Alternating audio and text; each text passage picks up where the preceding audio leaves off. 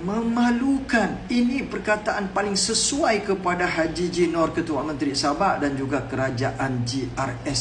Bukti jelas Haji G. Nor gagal dan Kerajaan GRS gagal dalam membela kemudahan rakyat Sabah, terutama mereka yang duduk dalam kampus Universiti Malaysia Sabah, UMS, kampus Kota Kinabalu.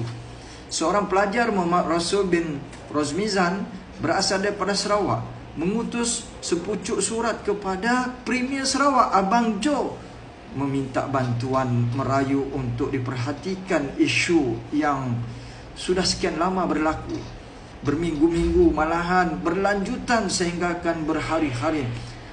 Ini jelas bahawa kerajaan GRS adalah kerajaan yang tidak kompeten, hanya pandai cakap tetapi tidak ada tindakan. Bak kata NATO, no action, talk only. NATO, itulah dia kerajaan GRS. Apakah kita tidak berasa malu apabila pelajar luar terpaksa mengutus sepucuk surat kepada pemimpinnya Merayu? Mana hanya suara Haji G? Mana pergi Naib Chancellor NC Universiti Malaysia Sabah? Mana pergi kerajaan Sabah GRS? Cakap bukan main lagi. Asyik salahkan kerajaan dahulu, salahkan pemimpin pembangkang.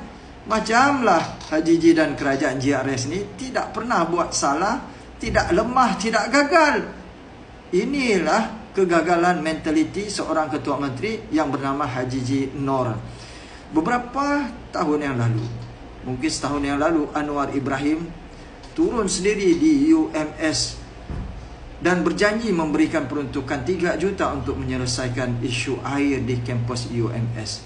Beberapa bulan yang lalu, Anwar sekali lagi bersuara minta laporan isu air kerana telah diberikan peruntukan 3 juta.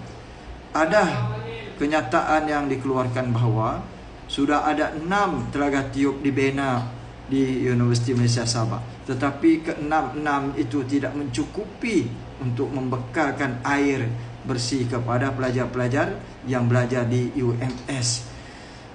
Haji G sekali lagi juga berjanji dalam media bahawa akan cuba selesaikan masalah air sekurang-kurangnya penghujung tahun 2025.